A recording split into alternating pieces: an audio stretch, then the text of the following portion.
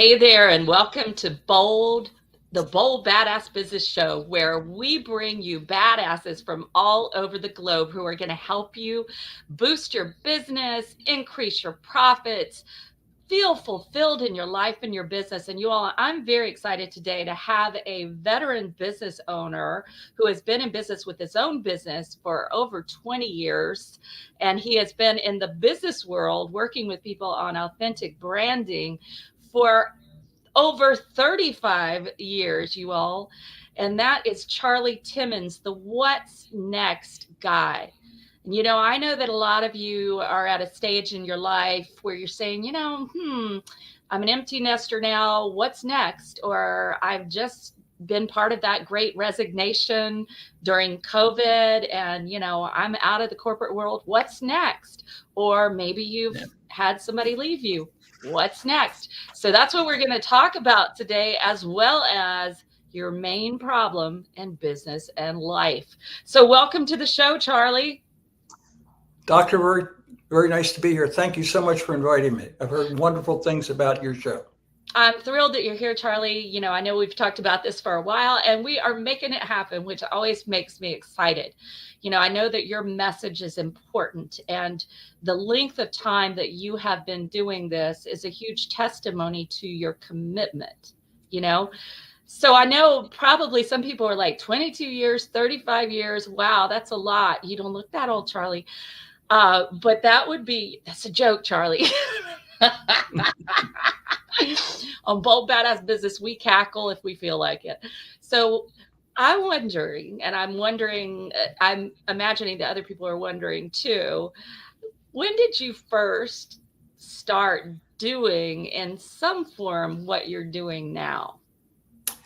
Thank you for asking that question, Doctor. First grade. That is pretty impressive, Charley. It was unplanned. I was in grade school. We had 60 boys and girls in a class. Now, I went to a Catholic school as a child, and the Catholics have a way of keeping everybody lined up alphabetically and in uniforms. And in their classrooms, we had 60. And in the classrooms, only one person was running the class. And she was probably about 8 or 9 feet tall. She had this thing on her head, made her seem so much bigger, right?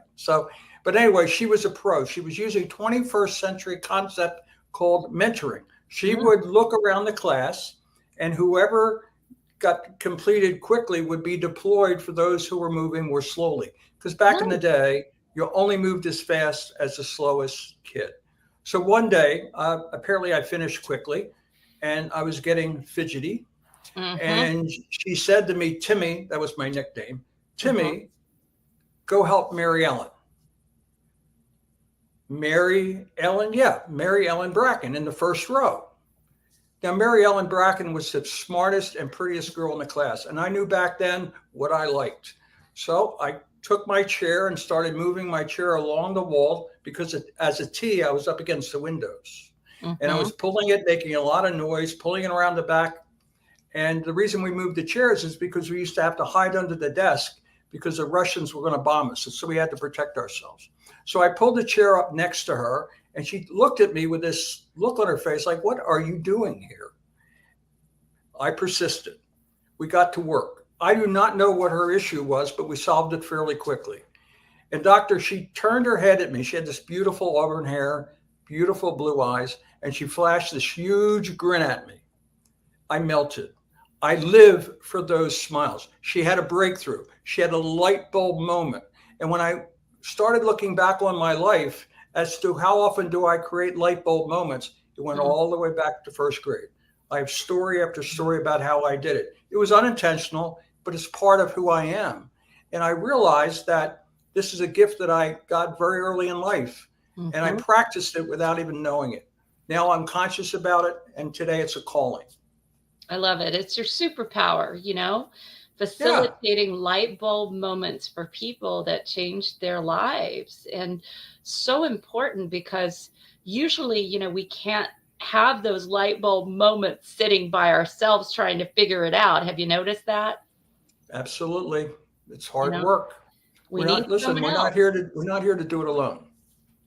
So true, so true. And I often say, what happens to lone wolves? They starve in the cold, There's a reason there's a Interesting. pack. There's a reason there's a pack. And I'm so grateful that, we have a community around us as entrepreneurs. We have different communities that we can avail ourselves of to establish relationships so that if we have whatever kind of issue, we have someone who can help us with it. But it's essential that we ask for that help, and Charley, I see a lot of people just trying to go and learn some whole new system, or, oh, I want to do video marketing. Let me learn how to do it.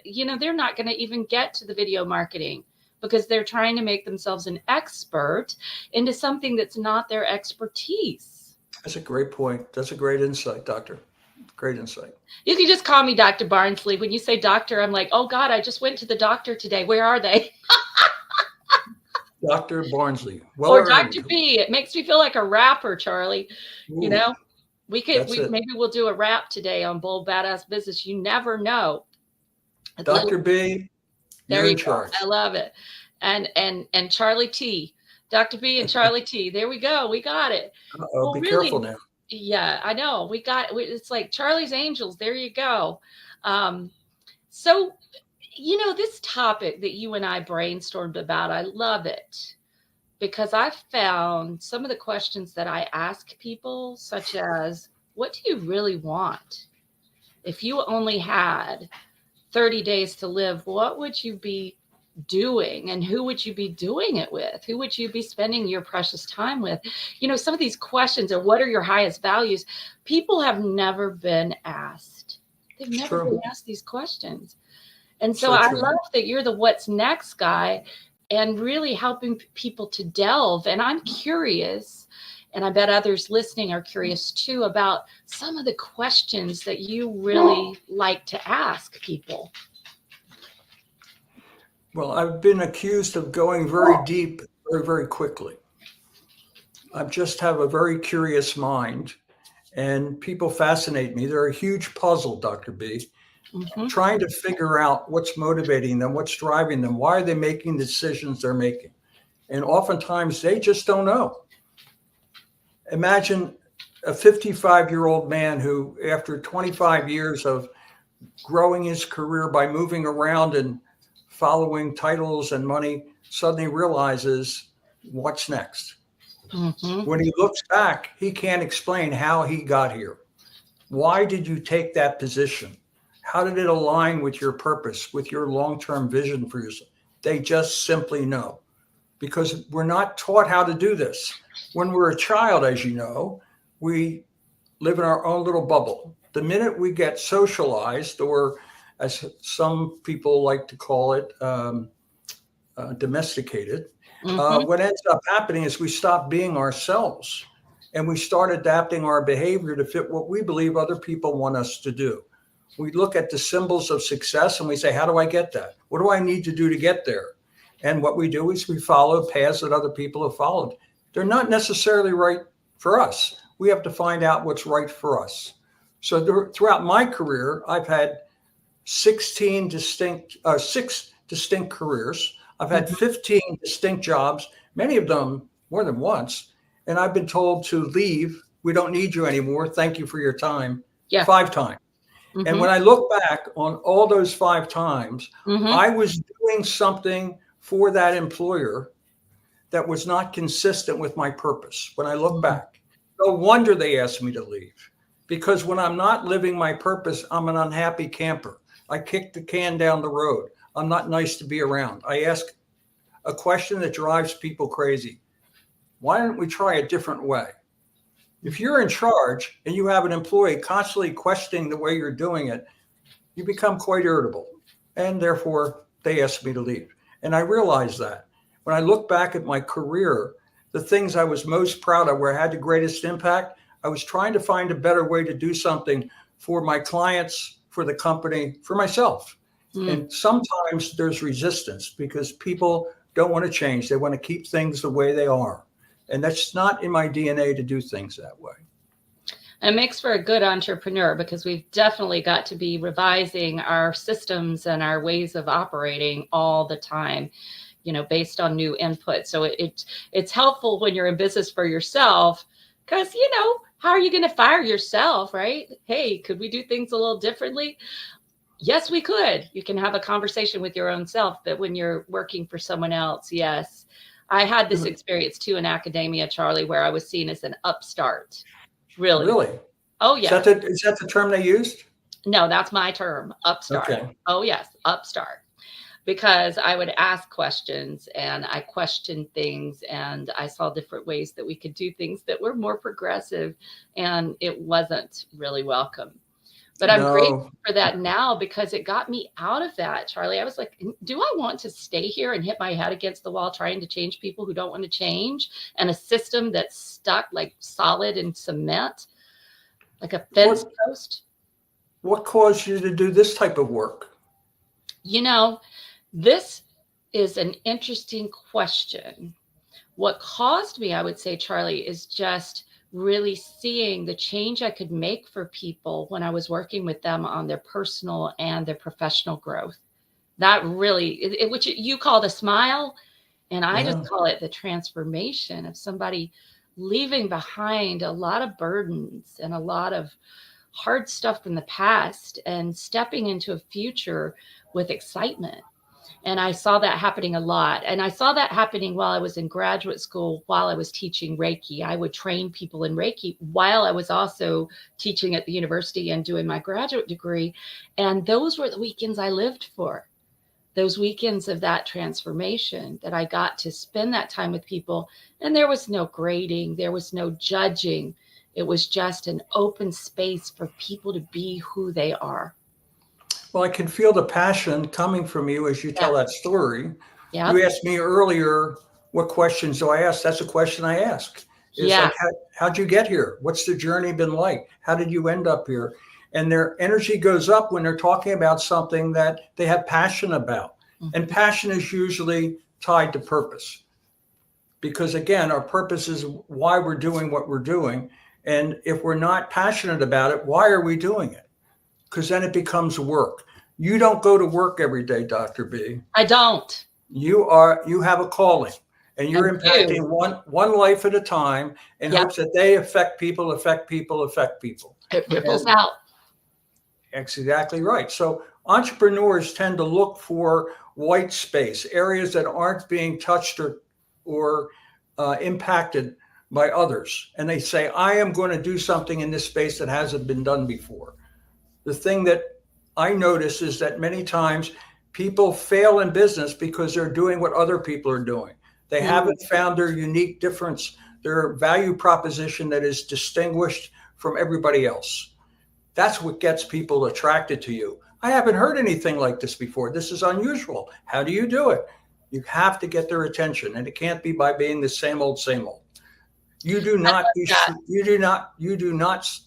have shrink wrap programs, out of the box solutions.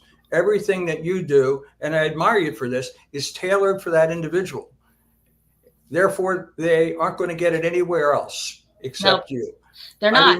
I remember somebody saying to me, Charlie, why shouldn't I do business with XYZ company? They do what you do. And I said, well, I don't work there. Good response. Touche. Right?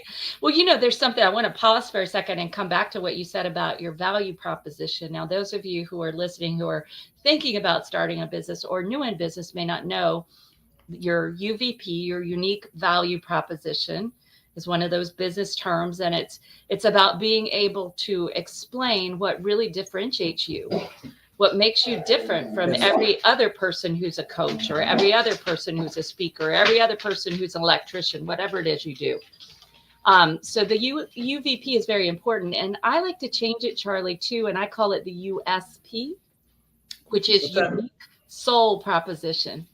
Really? Because I believe our soul here has that purpose. And it's something that we are called to do it. Whether you want to call it being called by the universe or divine spirit or whatever source, whatever you want to call that energy, it is something that we have been designated to do, and no one else can actually do it. What do you think of this? I think that we all have a calling to serve, How we serve depends on how we're wired. If we don't know who we are, if we don't know our authentic self, it's very hard to make decisions about what to do with our lives. Because what ends up happening is we play whack-a-mole. We play the game of trying to guess at what we should do as opposed to really starting the center. The locus is in us. It's not out there. That's what I've learned along the way. It took me a long, long time to figure that out. And when I work with people, I try to save them the suffering of going through what I went through to get to where I eventually ended up saying, wait a minute, this is who I really am.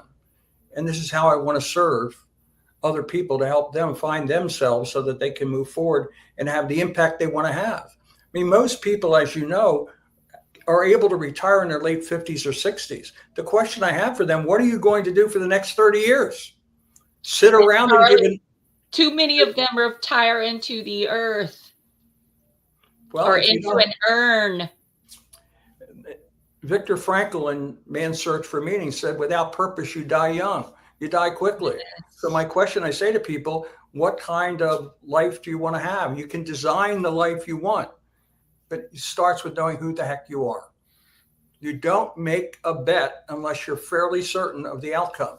And most people are making bad bets because without having a true sense of who you are, you're not making good decisions. So true, because they're not. How can it be aligned? How can your decisions be aligned if you don't even know what your metric is? You don't know what the measure is. When I started doing this kind of work, it was kind of overwhelming and confusing to me. So many moving parts, so many different theories, et cetera. But over time, I've sort of simplified the process down to really 4 steps that people can go through to discover not only who they are, but what they should be doing and how that sets up the rest of their life. Would you care to hear? Absolutely. And you all listening, tell the dog to sit. You heard my dogs. There was somebody on their street and they are unhappy that there is another dog on their street. But you all put the dog, make the dog sit, get something to write with, because Charley's a genius. You want to write this stuff down. So what are our 4 steps, Charley? You're going to make me blush, lady. Well, listen, you are a genius. You are. Otherwise, you wouldn't be on the Bold Badass show, because we only have the best of the best. Listen, all of us are in sales. We are responsible for getting people to buy us, to buy into us, whether it's our ideas, our business, or whatever. It's our responsibility. And research says they buy you before they buy your service. They buy into you. So if we don't know who we are, the service, how the heck can we properly position it and market it to people? So the biggest problem is people just don't know who they are. What do they believe? What are their values? What are their strengths? What are the various roles that can play inside an organization? What is their why? If you're familiar with that concept. Mm-hmm. If they don't understand that, then how can they go out and convince other human beings to buy them? Whether they're looking for a job, looking for a client, trying to make a transition in their life, it's difficult to get people to buy in if you don't know what you're offering. You talked about unique value proposition. That's inside us. What is it? Let's discover it. It's not hard to discover. It just takes a process to do that. So that first area I call clarity. Mm-hmm. So we have to get clear about ourselves. Now, once we get clear about ourselves, we're obviously saying, well, who needs that? And are they willing to pay me what I am worth to be able to deliver that service or product? So that means we have to look at the marketplace and figure out who the ideal buyer is. What are the challenges that they're facing? The needs, the wants, the desires. What opportunities are they looking for that we may be able to connect them with? So if we know who we are and we know who the target market is, then we can start writing collateral. We can do a website. We can do our LinkedIn. We can develop our elevator pitch. Because up until that particular point, if we don't know who we are, our audience is, whatever comes out of our mouth is not going to be effective. Is not going to be effective. So now we know who we are. We know who the target market is. Now, the next thing we have to do is how do we engage with them? So social media, for example, is a way of engaging with people. This show is a way of engaging with people. But not everybody wants to engage the way you want to engage. They have to find their own methods. For example, I have a client right now. What he's doing is he wants to write a series of articles and eventually self-publish a book. And Yep. so he's going to leaders in the healthcare field and talking about a topic that's on the verge of happening within healthcare. And he's interviewing these people. Now, these are CEOs of major healthcare systems, getting their opinion and their insights as to what the future will be on this particular topic. He's getting access to people that he would never get access to otherwise. And when this tsunami happens in a couple of years, guess who they're going to call? Exactly.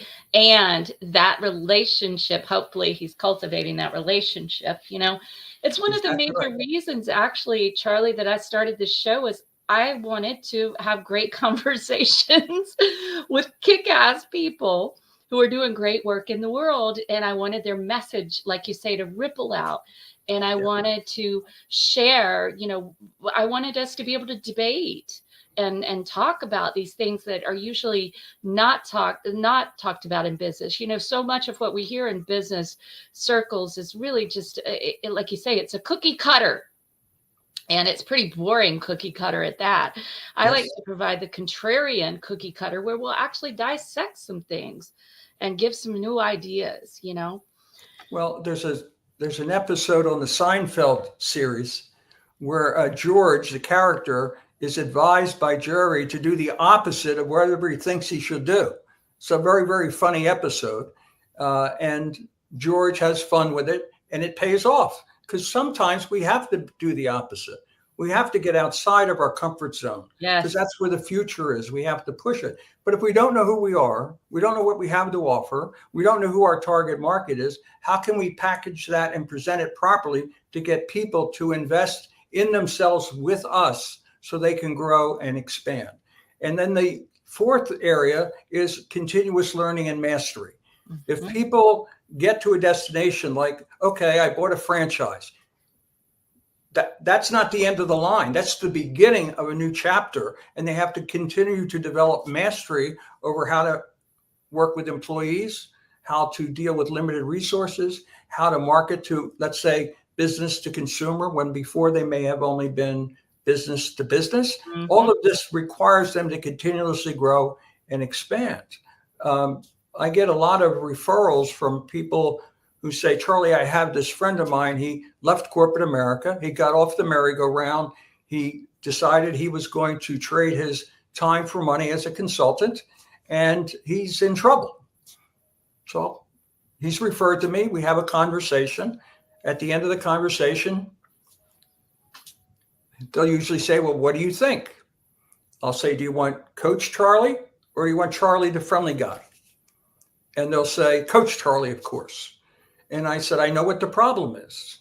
It's not your SEO, because people are telling you need to spend more money on your SEO, or you need a new website. They're telling you need a new website. What do these people do for a living? They sell SEO. They sell websites. That's what you need to change. I said, I know what the problem is. What is it? I said, are you sure you want to hear it? Yes. You are the problem. What do you mean? We've sat here for 45 minutes and we talked. You are a fractured fairy tale. You do not know yourself. You're not making sense. You're not inspiring me to want to work with you. When that happens, the cash register dries up. That's why you're having problems with the business. We need to hit the reset button and understand what's really different about you that they can't get anywhere else, that people desperately need right now. That will change things around for you. It's hard for people to hear it, but part of my role is to tell them what they need to hear, not what they want to hear. Exactly. And, it's kind of like tough love, but that is what a good coach is going to do. And I like the distinction that you're giving, Charlie, of do you want Coach Charlie or Friendly Charlie? Because Coach Charlie needs to show up with power for people and with truth, with incisive wisdom, right? And I always, I do ask for permission in my coaching with people. Would you like me to share what I think? I ask for permission first. Yes. And then once I have that permission, I'll say, or I may preface it with, this is probably going to make you mad, and that's okay. For me, I'm fine with you being mad at me. I want to serve you. Do you still want to know? Yes. Usually it's yes. I have had a few no's, and then I don't share. And then I share the thing. But But you, it's so much easier, isn't it, to just toe the line and tell somebody what they want to hear than to actually be really incisive and tell them what the issue is. why do you think some coaches operate that way? They just want to be nice to people. I don't know. They're people pleasers. They think that popularity is leadership, but I'm very clear that leadership is not a popularity contest, right? And I don't mean that we have to lead huge organizations, everybody listening. I mean your self leadership in your life. I mean your leadership in your family. I mean your leadership in your spiritual community. I mean your leadership in your business, of all the people, employees, and people you serve, internal and external customers. That's what I mean. Your leadership should not be a popularity contest. Like, you're not in that to win. Be the leader who makes things better, not who makes things palatable. It's true. It's not, taking an aspirin will relieve the headache for a while, but you really Yeah. need to get at the source of what is causing it. And you have a reputation for doing that, and I commend you for that. Thanks, Charlie. I do my best. And, I was thinking as you were talking, I was really thinking about a client of mine who, when she came in, she'd been given this, this whole box, this little can of what her business should be. And it was not who she was serving. And it was not her. And I said, look, this messaging is off. And you see, if we don't know who we are, our messaging is off. And if our messaging is off, nobody's going to get it. Nobody's going to want it. Nobody's going to buy it. Right. And so as soon as we realized, I said, I want you to go back. I want you to look at the last 6 or 8 people that you served. Doesn't matter, because she's pretty new in business. I said, it doesn't matter if they paid you or not, but people that you served with what you do. I want you to write down what their results were. Who were they? Who were they? Describe them, and what were their results? And then we're going to look for the patterns. And what we realized is she was really serving women who were unhappy with their current careers, usually 40s, 50s, and wanted to change, wanted to do something that really was their heart's desire. And by the way, Charlie, I've got to connect you to, I am going to connect you to, because I think there's synergy for you all there. And serving them to realize what really makes them happy, what really lights them up, what really they want, and to go for it, not to live their life wanting and wishing. Well, it's interesting you say that, because there's a book that came out in 2023, Doctor, that it's called From Strength to Strength. And in there, he talks about 2 curves that we all ride. The first curve is making money. We need to make money to survive. We need to make money to make sure we don't run out of money. Yep. But there comes a particular point. For women, it's usually in their mid-40s, men early 50s, where they jump to the curve of making meaning. So as you were talking about the client, this was a feeling she had. There had to be more. She wanted to make an impact. And so many people go through that. And it creates a conflict, because their boss is telling them, work harder, make more money, get promotions. On the other hand, they're saying, this doesn't work for me anymore. And they feel there's something wrong with them. There's nothing wrong with them. According to this book, it's a very natural occurrence. It's part of our growth process. When you have an empty nest, you have less expenses. You have more time. You can take risks doing things that matter to you, and therefore can matter to other people. So it's making meaning in that portion of our lives. Because when we look back, for many people, their professional career was 30, 35 years.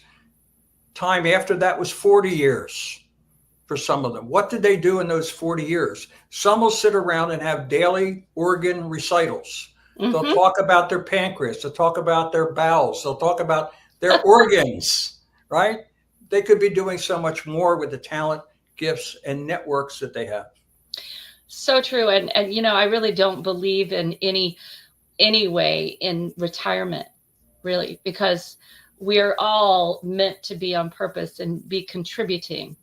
And when we are contributing to others, whether it's through rescuing animals, something I love to do, or we're reading to a senior, or whatever it is that we're doing, whatever you enjoy, you all listening, contributing to others, even making brownies and dropping them off to a friend or a neighbor, just contributing to others is what you're here to do. And it's amazing that when we focus out, we find fulfillment inside too.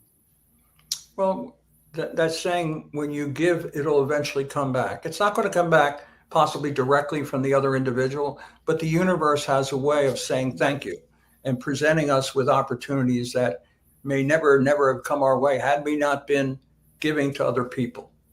And giving, it doesn't mean you roll over. Giving is really serving people in their to serve them in a way that they need to be served at that moment in time.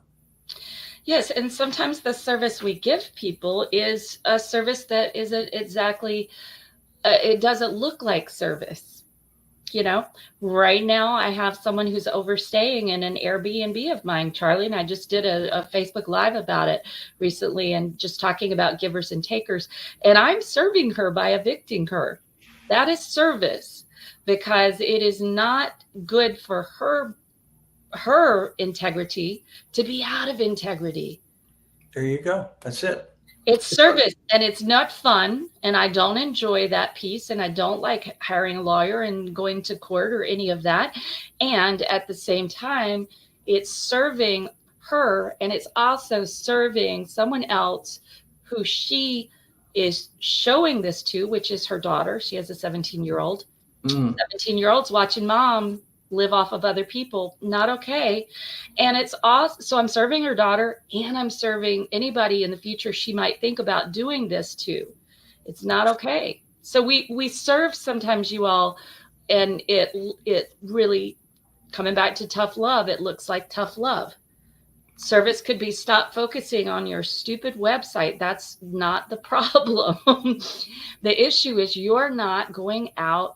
You don't know who you are, and you're not going out and building relationships with people, relationships that can result in referrals for you and them, relationships that can result in partnerships, relationships that can result in business. One of the things that I've learned is I can't have relationships with everybody. Mm-hmm.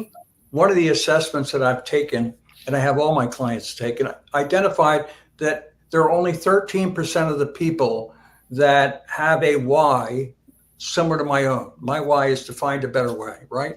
So when I find those particular people, there's a resonance, a connection that happens that really creates energy between the two of us because we value that highly.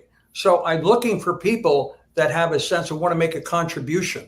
Sure, they need to make money, but over and above that, they want to work for companies that are trying to have a social impact, an environmental impact, a people impact, and still make money using their gifts and talents a certain way. Now they are more fulfilled because they have a more holistic career than they may have had before. It's right in front of us. The issue is not the person. The issue often is their process by which they go about showing up. Interesting. The process. And I just came out of an intensive, and we were really looking at those things that we are spending our time on that are not in our zone of genius. There's that word again. And how to get them off our plate, or just, maybe even not have them done at all, but how to bring in the things that really we desire to bring in. So even if it's just, I don't know if you've read that book, Tiny Habits. Have you read that book? Yes. Yeah. So just having 7 minutes, okay? 7 minutes on that thing that is your dream, or 10 minutes on that thing that is your dream. And you do habit stacking with something else you enjoy, like listen to the music you enjoy, or you do it while you're walking, you brainstorm for your business while you're walking. But to begin very small with just a simple thing, or you brush your teeth and give gratitude for the top, the 3 things, list 3 things you're grateful for. But just having a process that you use that gets you to do what would be overwhelming if you didn't chunk it down, right? That's a great idea. Yep. Yeah. That's BJ Fogg, right? Yes, exactly. Strange Good. name. And I think it is so important that as we look at knowing ourselves, and knowing who the hell you are, is to think about what's that part in you that feels unfulfilled. So right now, Charlie, I don't have enough writing time. Like I haven't created enough writing time. I'm just giving this example for everyone. And that is something that needs to happen for me. And so I'm working on that 10-minute. I'm going to give my 10 minutes and have my little timer. I love my timer. I love my ticking timer here. Woo! And give myself that 10 minutes at the end of working with my clients today. 10 minutes for me before I do anything else, and the 10 minutes on my writing. And I would say to everybody, it's so sad because usually those things that you most feel called to do, that maybe the next part of your future, are getting put on the back burner. So what do you do with that, Charlie? How do you get people to take it from the back burner and put it on the front burner, or maybe not even in the front burner, to put it in a bowl and start eating it? Yeah, you have to get very analytical and have them look at where they're spending their time, and revenue generating activities, I call it. What are you doing to generate revenue? In your particular case, what am I doing to create space for my passion, which is writing? What am I doing, and what can I leave out? How can I rearrange things? Oftentimes, we need to delegate, give it to somebody else to do, to free up the space for us to be able to do that. When we're in our zone of genius, whatever it is, that is when we're in flow. That's when we are uh, realizing that time is flying by and we're Yep. getting a lot done. Whether it's in the morning, the evening, whatever it is, we have to figure that out for ourselves. What is our operating system where we're going to maximize our potential and be able to use it in the service of others and do well by doing good? Yes, and it needs to be one that feels good to who you are. Because I know I heard somebody recently who's a great leader. He gets up at 5 a.m. and there are like 20 things he does to prepare for his day. And Charlie, when I hear that, I just want to pull every bit of my hair out. Really. That is just, but I do have my process in the morning, Reiki and self-hypnosis, get up, feed the dogs, then usually networking, right? And my RGAs, make sure I send them to my clients and make sure they send them to me in a text. We have a group text. So I've got those things, but 20 things, that for me is overwhelming. I'm a person who likes to keep it simple.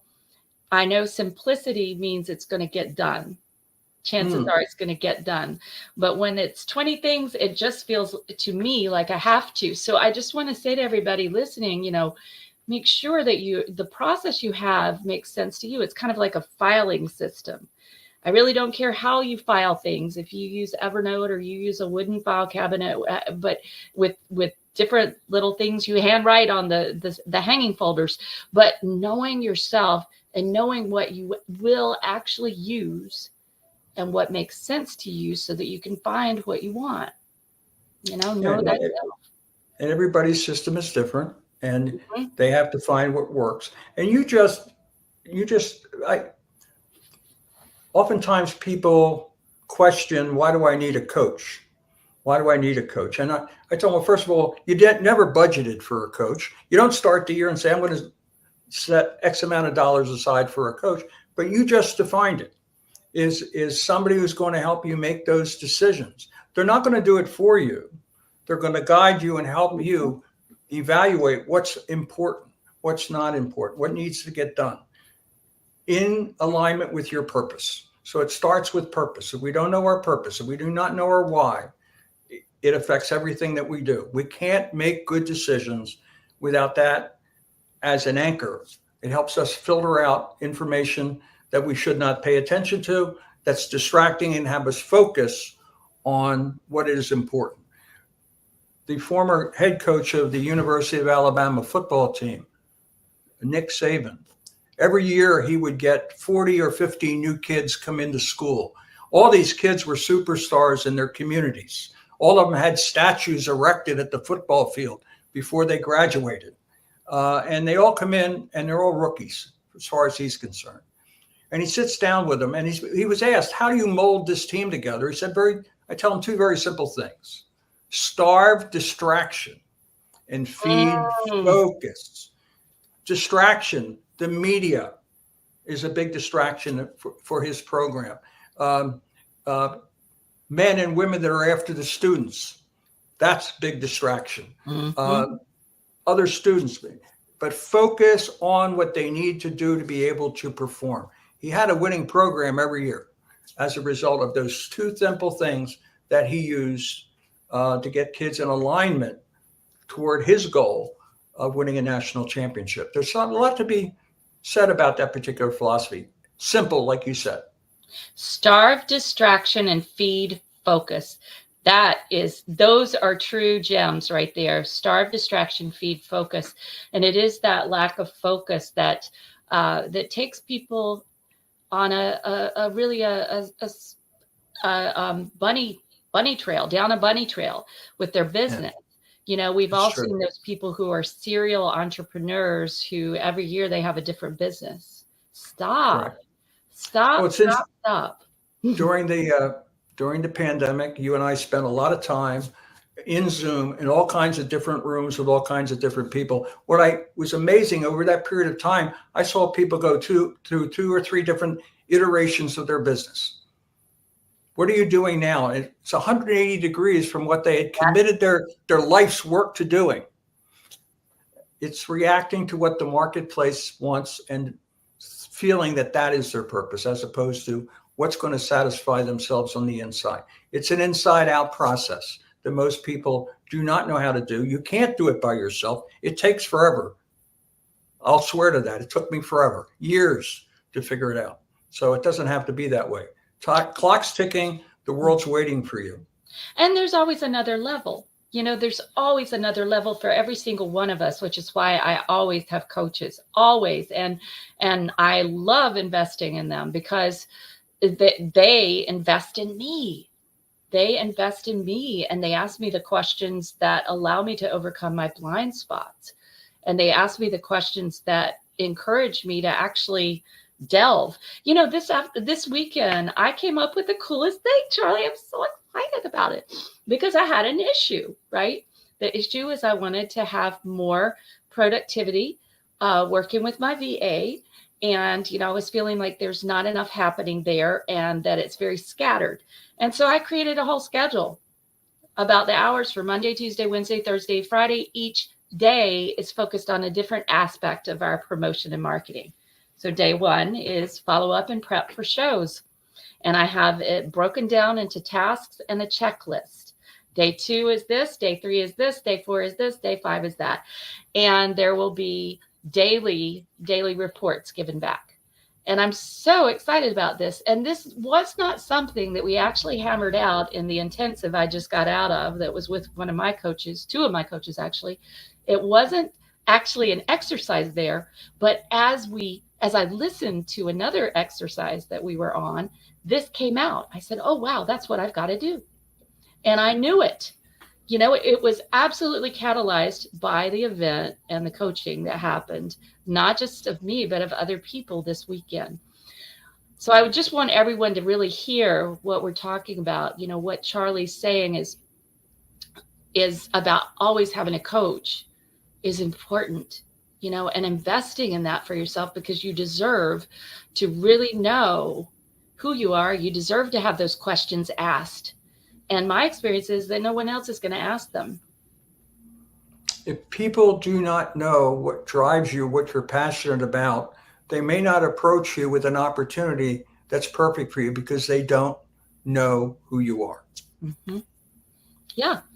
And how often do we just keep doing things and keep getting the results that maybe we don't necessarily love, but there's no one rocking us or catapulting us out of our comfort zone.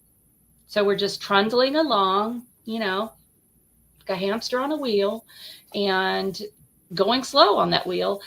And we really need somebody who can come and shake the wheel and say, hey, wait a second, let's look at this for a minute. You mean like a badass business coach? Yeah, like a badass business coach or a what's next guy, somebody who could shake our world up because we've gotten too entranced. Yes. Too in the comfort zone. We are in the illusion and not in the reality. of our purpose. Well, Charley, this has been such a fruitful discussion, and I know that everyone listening has been thinking about those questions that you've posed and thinking about some of the concepts that you've brought up. And definitely I'm taking away that idea of, starve distraction and feed focus. I love that. That is so true. My Uh, gift from Lou Saban, Nick Saban, I should say. yes. So tell us, I know that you're going to give away something lovely to the freebie vault. And you all listening, if you are new to Bold Badass Business, you're going to be super excited because you're going to get thousands of dollars of gifts. Yes, I did say thousands of dollars of free gifts, which are here. Get a pen and or paper, bit.ly/free from Dr. B, and that is spelled DRB. So again, you're going to go to bit.ly/free from Dr. B, DRB, and you're going to be able to get into the freebie vault where you're going to find these gifts that are just amazing checklists and sessions and courses and videos and all sorts of stuff, mind movies and ebooks and, just the gamut of things there for you, all gifts from our badass guests. Charley, what are you going to add to the freebie vault? I'm a big believer. I believe in the principles of the Go-Giver, Bob Berg's book. Guess what? He's on the show, Charley. Woohoo! The greatest gift we have is ourselves. So I like to give the gift to myself. I'm very happy to meet with any of your people on this call that would like to spend a half an hour with me talking about what's going on in their world. Hopefully I can see patterns. I can connect some dots. I can offer them some insights that they've not seen them yet. Maybe they'll have that light bulb moment that could put them on the right path. And this is a complimentary call. It's not a sales call. It's really to help you get more clarity, etc. And I'm happy to do that. I've been doing that for a long, long time. And I'm living for those smiles where people light up and they just say, I get it now. So that's my gift. I never thought about that, Oh, wow. I never thought about that. Those kinds of reactions. Love that. So you can, when you get into the freebie vault, bit.ly/free from Dr. B, you'll be able to find this episode with Charley's session that he's offering you. This is wonderful. A 30-minute complimentary session directly with him.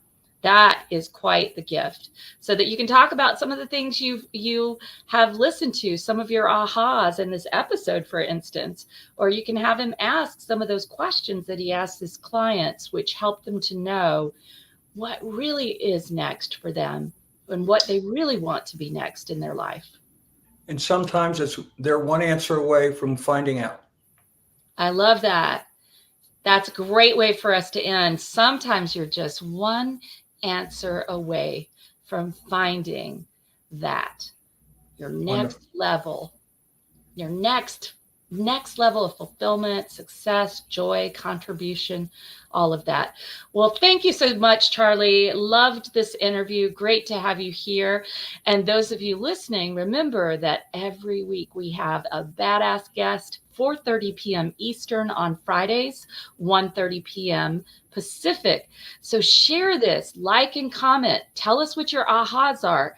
And help us get the word out, because I just want the messages of all these guests who are coming on and giving their time to go out and make our world really a safe, happy, badass place where people are doing the thing that is theirs and theirs alone to do. Thanks for tuning in, everyone. And even if you don't feel like a badass now, I can assure you, you are, or you wouldn't be listening. Dr. Barnsley, thank you for the opportunity to speak to your audience. Right here, Charley. Ta-ta, everyone.